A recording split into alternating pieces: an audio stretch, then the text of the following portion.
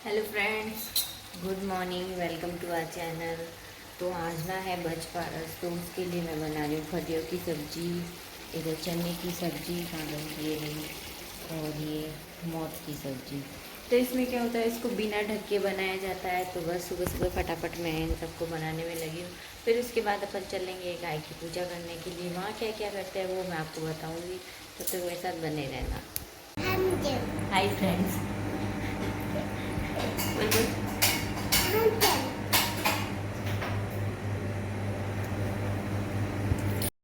तो आज है बच बारस। बच बारस में क्या होता है कि माँ अपने बेटे की पूजा करती है, लड्डू देती है।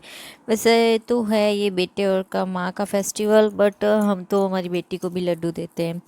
फिर उसके बाद क्या होता है, हमें मंदिर जाना पड़ता है। फिर वहाँ पे हम गाय की पूजा करते हैं, उसके बेटे की पूजा करते हैं।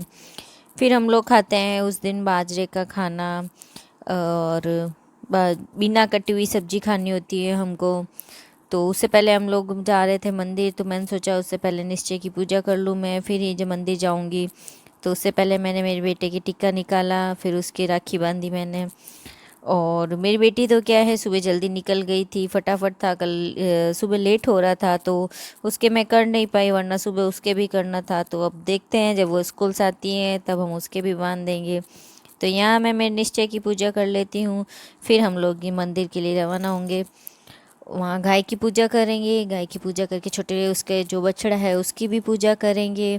क्योंकि कहा जाता है कि इस दिन गाय और बछड़े की पूजा करते हैं, और जिसके गाय के बेटा होता है उसकी पूजा करते हैं, और माँ के भी बेटा हो जाता है। तो ये पूजा क्या कहते हैं, इसका उद्यापन भी हो जाता है, और इस पूजा को संपन्न किया जाता है। तो यहाँ मैंने मेरे बेटे को लड्डू दे दिया है, फिर यहाँ उसकी मैंने नज़र भी उतार ली है, और फिर हम चलते हैं मंदिर। तो उससे पहले मैं उसकी आरती कर दूं।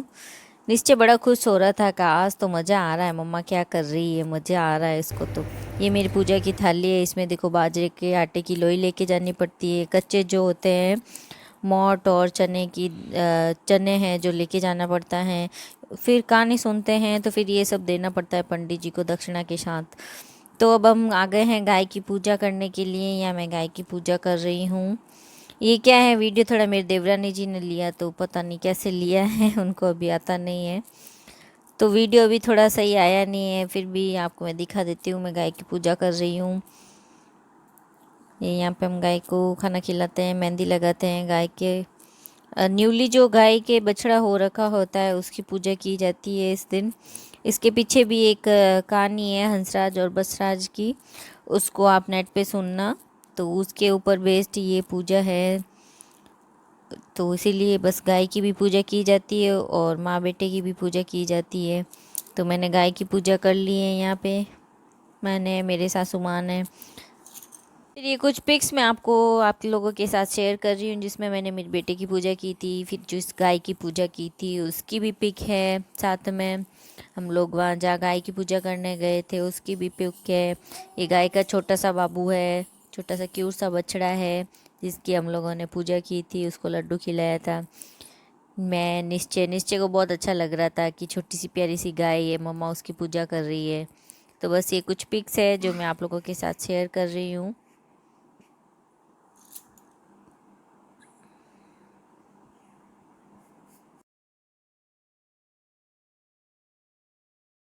फिर ये जो खाना होता है यही हमको खाना पड़ता है शाम को गाय आने से पहले।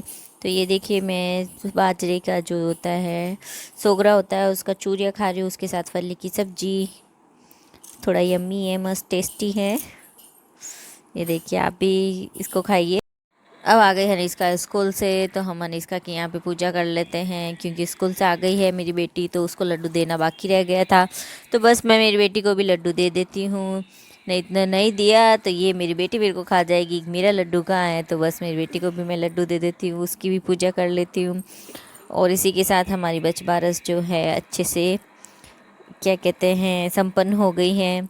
मिष्टी भी खुश हो गई है, उसको उसका लड्डू मिल गया है, फटाफट उसकी भी नज़र उतार लेती हूँ। और हमारी बच बारस की जो पूजा हो गई है, ये देखो मेरी बेटी मेरा आशीर्वाद ले रही है। ऐसे तो लेती नहीं है, आज देखो आशीर्वाद ले रही है।